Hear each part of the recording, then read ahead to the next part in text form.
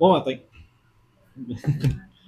Donc, bienvenue encore une fois à l'Église baptiste en de la Rive-Sud. Donc, aujourd'hui, on va continuer l'étude que je fais dans Actes des Apôtres.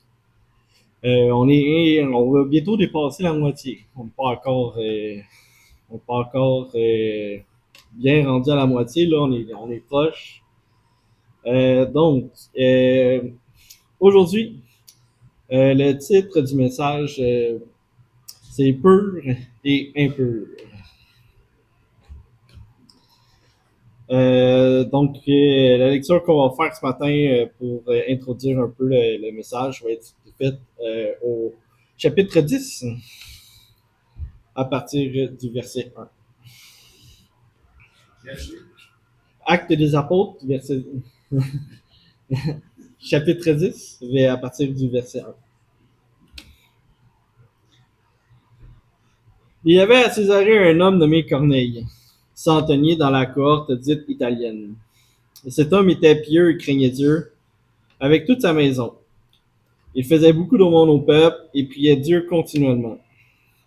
Vers la neuvième heure du jour, il vit clairement dans une vision un ange de Dieu qui entra chez lui et qui lui dit « Corneille !» Les regards fixés sur lui et saisi d'effroi, il répondit « Qu'est-ce, Seigneur ?» Et l'ange lui dit « Tes prières et tes aumônes sont montées devant Dieu, et il s'en est souvenu. Envoie maintenant des hommes à Joppé et fais venir Simon, surnommé Pierre. Il est logé chez un certain Simon Corroyeur, dont la maison est près de la mer. » Dès que l'ange qui lui avait parlé fut parti, Corneille appela deux de ses serviteurs et un soldat pieux d'entre eux qui étaient attachés à sa personne. Et après l'avoir tout raconté, il les envoya à Joppé.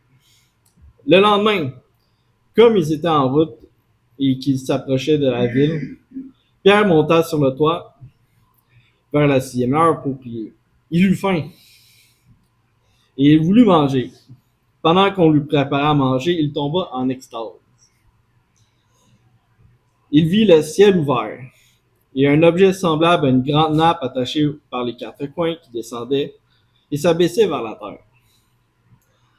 Et où se trouvaient tous les quadrupèdes et les reptiles de la terre et les oiseaux du ciel. Et une voix lui dit « Lève-toi, Pierre, tue et mange. » Mais Pierre dit « Non, Seigneur, car je n'ai rien mangé de souillé ni d'impur. » Et pour la seconde fois, se fit entendre à lui ce que Dieu a déclaré pur, ne le regarde pas comme souillé ou impur.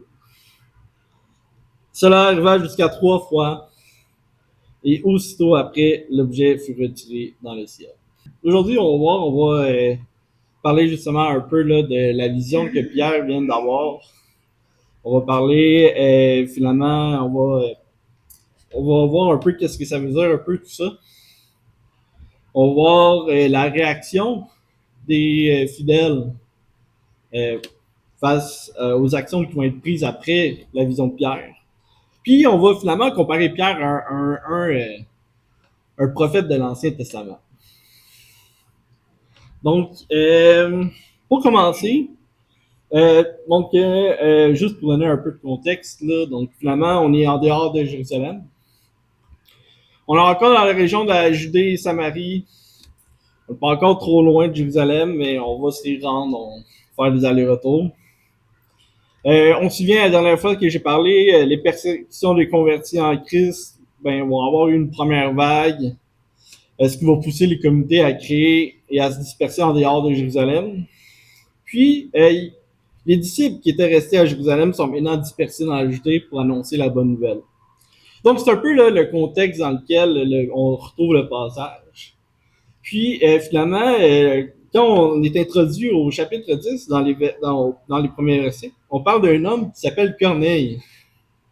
Mais qui est Corneille? Donc, Corneille, finalement, c'est un centenier dans la cohorte italienne. Donc, un centenier, finalement, c'est un officier romain. Donc, il doit être dans la région parce que faut se rappeler que dans ce temps-là, la Judée est sous domination romaine. Donc, il y a des officiers romains qui se promènent dans ce coin-là. Donc, et on dit que c'était un homme pieux qui craignait Dieu et qui faisait beaucoup d'aumônes au peuple. Donc, il était déjà, pas peut-être nécessairement pleinement converti, mais il y avait déjà, disons, la piété. Puis, finalement,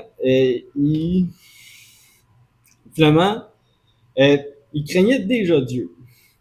Mais ce qui va arriver, c'est qu'il va prier pour quelqu'un qui lui vienne expliquer le message de l'Évangile, l'évangile de Dieu. Donc, c'est là qu'on va arriver à ce que Pierre va se rendre chez Corneille. Parce que comme on a vu là dans les premiers versets, l'ange va parler avec Corneille. Corneille va par la suite appeler ses serviteurs, puis ses serviteurs vont aller chercher Pierre. Pierre va seulement se rendre. Puis Pierre, en s'interrogeant aux gens qui entourent Corneille, ils vont dire, ils répondirent, Corneille centenier, homme juste et craignant Dieu, et de qui toute nation des Juifs rend un bon témoignage, a été divinement averti par un saint ange de venir dans ta maison et d'entendre tes paroles. Donc, il a été invité. Corneille a obéi à l'ange. Ange va aller, pour aller chercher Pierre. Pierre va se rendre chez Corneille. Mais il y a un petit hic dans ce temps-là. On le voit au verset 28 du chapitre 10. Pierre va répondre à Corneille. Vous savez, leur dit-il, qu'il est défendu à un juif de se lier avec un étranger ou d'entrer chez lui. Mais Dieu, par la vision qu'on va décortiquer, m'a appris à ne pas regarder aucun homme comme souillé ou impur. Fait que finalement, il y a une hésitation à aller convertir les non-juifs. Finalement, la règle que Pierre énonce aussi, qu'il est défendu un juif de se lier avec un étranger ou d'entrer chez lui, en fait, vient d'une règle d'élitisme. Donc, c'est pas une règle qui est donnée dans les Lévitiques, c'est pas une règle. Mais finalement, ça a été inventé par les pharisiens. Ils voulaient que les Juifs restent être entre les Juifs, puis considéraient dans la terminologie même utilisée dans le Lévitique que les étrangers finalement étaient des impurs. On a même un autre exemple là, de ce genre de comportement-là. À l'arrestation de Jésus, les sacrificateurs, donc dans Jean 18, ils vont conduire Jésus chez Caïphe, au prétoire, donc un officier romain. C'était le matin. Ils n'entrèrent point eux-mêmes, les souverains sacrificateurs, dans le prétoire afin de ne pas se souiller et de pouvoir manger la Pâque. Donc, il fallait être pur pour manger la Pâque selon les traditions juives. Donc, ils n'entraient pas chez les étrangers. Donc, on a un petit hic. Et ce hic-là va se régler quand même, disons, rapidement. Et finalement, Pierre va avoir une vision. Donc, cette vision-là, elle arrive juste avant que les hommes de Corneille arrivent chez Pierre, arrivent chez Simon. Pierre est logé. Et Pierre raconte sa vision des choses là, dans le chapitre suivant, donc chapitre 11, verset 5. Il dit, j'étais dans la ville de Jopé, et pendant que je priais, je tombais en extase et j'eus une vision. Un objet semblable à une grande nappe attachée par les quatre coins descendait du ciel et vint jusqu'à moi. Donc ici, la nappe représente quoi? En fait, la nappe, on représente la table. En fait, une table sur laquelle on mange. Absolument qu'on mange, on met une nappe sur la table pour la protéger, puis on met la nourriture dessus. Donc, la nappe représente une table. Les regards fixés sur cette nappe, j'ai examiné et j'ai vu les quadrupèdes de la terre, les bêtes sauvages, les reptiles et les oiseaux du ciel. En d'autres mots, tous les animaux qu'on peut retrouver sur Terre. Et j'ai entendu une voix qui me disait, lève-toi, Pierre, tu et mange. Mais je dis non, Seigneur, car je n'ai mangé rien de souillé ni d'impur n'est entré dans ma bouche. Et pour la seconde fois, la voix se fit entendre du ciel. Ce que Dieu a déclaré pur, ne le regarde pas comme souillé. Et comme cela arriva jusqu'à 3 fois, puis tout fut retiré dans le ciel. Donc, il faut dire que pour Pierre, toutes les choses se passent 3 fois. Il s'appuie 3 fois pour qu'il comprenne qu'il peut manger des choses impures selon la tradition juive. Ça, il a nié Jésus pendant 3 fois. Petit parallèle. Donc, pourquoi Pierre dit que justement ces animaux-là sont impurs? On va aller voir la tradition juive. Lévitique, chapitre 11. Évidemment, je ne lirai pas le chapitre au complet. On va lire quelques passages juste pour comprendre l'essentiel d'ici. Donc, finalement, Lévitique, c'est des ordonnances que Dieu avait données à Moïse pour le peuple. Parmi les ordonnances, il y avait toutes les traditions vis-à-vis des sacrifices, comment faire le sacrifice au temple, comment s'habiller pour faire le sacrifice, comment devenir pur pour régler son impureté. Et au chapitre 11, on lit, à partir du verset 1, l'Éternel parla à Moïse et à Aaron et leur dit, parlez aux enfants d'Israël et dites, voici les animaux dont vous mangerez parmi toutes les bêtes qui sont sur la terre. Vous mangerez de tout animal qui a la corne fendue, le pied fourchu et qui rumine, mais vous ne mangerez pas ceux qui ruminent seulement, ou qui ont la corne fendue seulement. Ainsi, vous ne mangerez pas le chameau qui rumine, mais qui n'a pas la corne fendue. Vous le regarderez comme impur. Vous ne mangerez pas le damas qui rumine, mais qui n'a pas la corne fendue. Vous le regarderez comme impur. Vous ne mangerez pas le lièvre qui rumine, mais qui n'a pas la corne fendue. Vous le regardez comme impur. On comprend le principe. On a ici des animaux qui sont impurs et des animaux qui sont purs à la consommation. Parallèle avec la vision de Pierre, finalement, c'est que on voit à la fin de sa vision, ou même ce que Dieu a déclaré pur, ne le regarde pas comme tu es. Vraiment, qu'est-ce que Dieu a déclaré pur? Les animaux ou à qui on peut prêcher l'évangile? Les animaux, mais aussi à ceux à qui on peut prêcher l'évangile. Donc, finalement, Pierre va aller chez Corneille, va parler avec ses serviteurs, va parler avec Corneille, puis finalement va commencer à les enseigner. Puis la phrase qu'il dit tantôt, vous savez, au chapitre 10, verset 28, vous savez, leur dit-il, qu'il est défendu d'un juif de lier avec un étranger ou d'entrer chez lui. Mais Dieu m'a appris à ne garder aucun homme comme souillé et impur. Donc, un peu comme il a déclaré pur la consommation de tous les animaux, il va déclarer pur, en fait, ce l'est depuis toujours, d'annoncer l'Évangile à d'autres personnes que les Juifs. Donc, on voit verset 34. Alors, Pierre, ouvrant la bouche, dit, en vérité, je reconnais que Dieu ne fait point exception de personne. Donc, Dieu ne fait pas de favoritisme. Dieu ne fait pas de choix. Il veut que l'Évangile soit prêché à tous et l'est pour tous. Maintenant, la réaction des fidèles circoncis. On va au début du chapitre 11. Pierre retourne à Jérusalem. Et au verset 2, et lorsque Pierre fut monté à Jérusalem, les fidèles incirconcis lui adressèrent des reproches en disant, tu es entré chez les incirconcis et tu as mangé avec eux.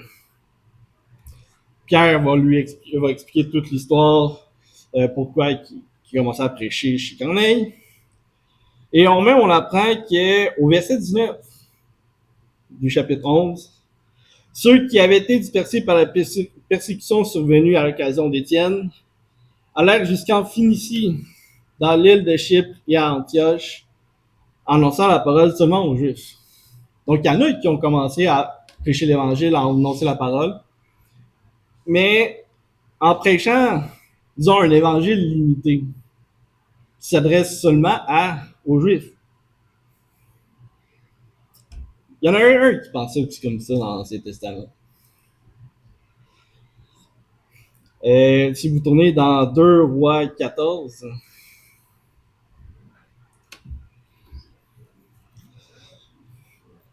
verset 23. La 15e année d'Amathia, fils de Joas, roi de Juda, Joram, fils de Joas, roi d'Israël, régna à Samarie. Il régna 41 ans. Il fit ce qui est mal aux yeux de l'Éternel. Il ne se détourna d'aucun péché de Jéroboam, fils de Nébat, qui avait fait pécher Israël. Il rétablit les limites d'Israël depuis l'entrée de Hamath jusqu'à la mer des plaines, selon la parole que l'Éternel, le Dieu d'Israël, avait prononcée par son serviteur Jonas, le prophète fils d'Amittai de Gath-Hépher.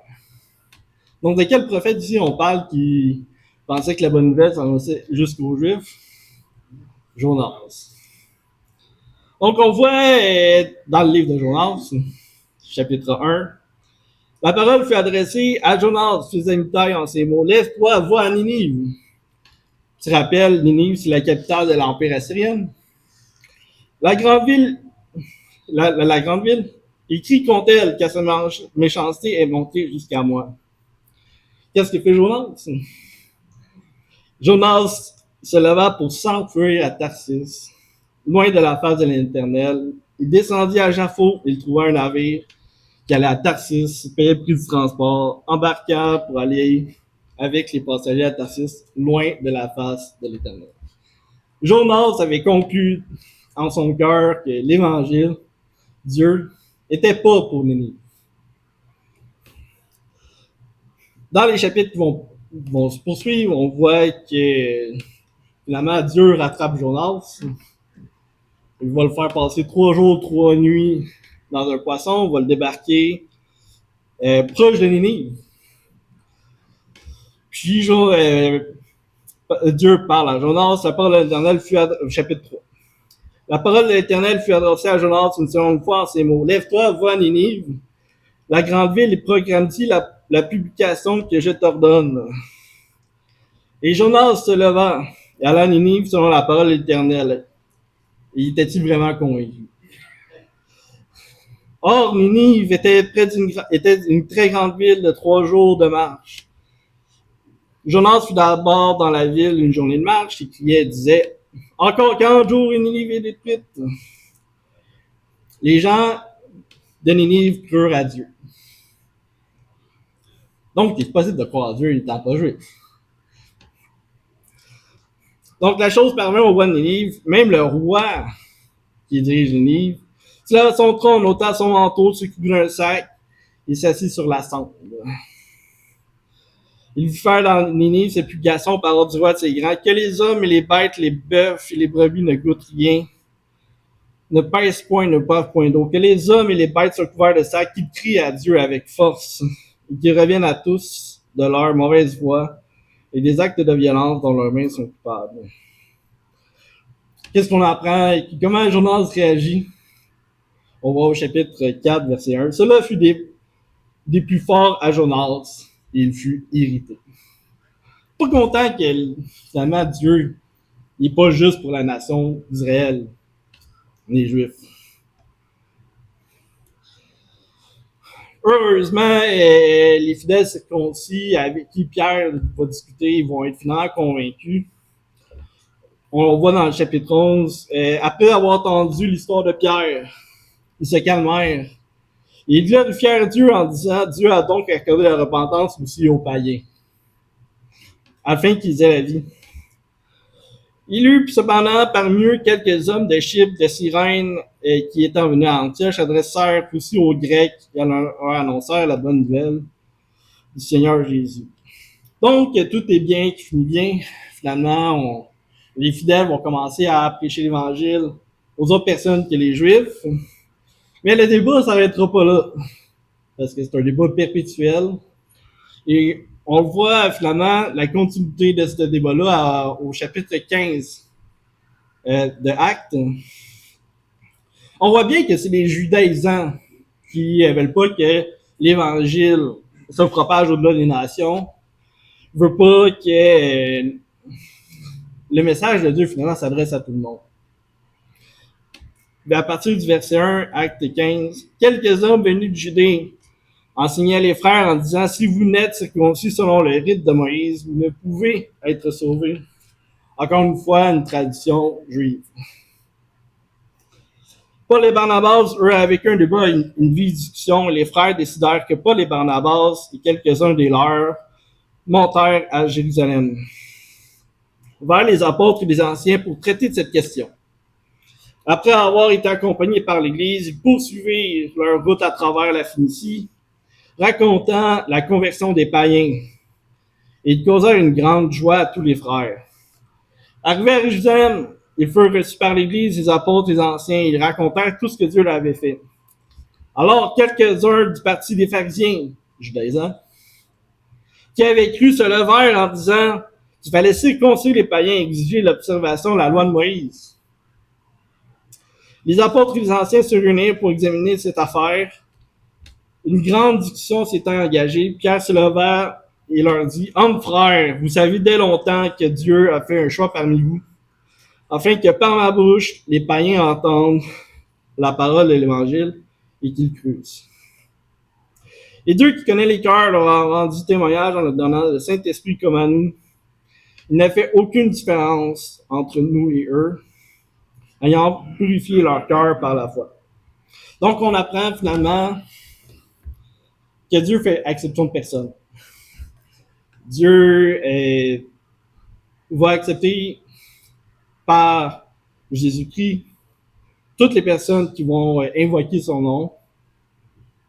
Il n'y en a pas qui sont sélectionnés spécialement pour être sauvés. Dieu fait exception de personne.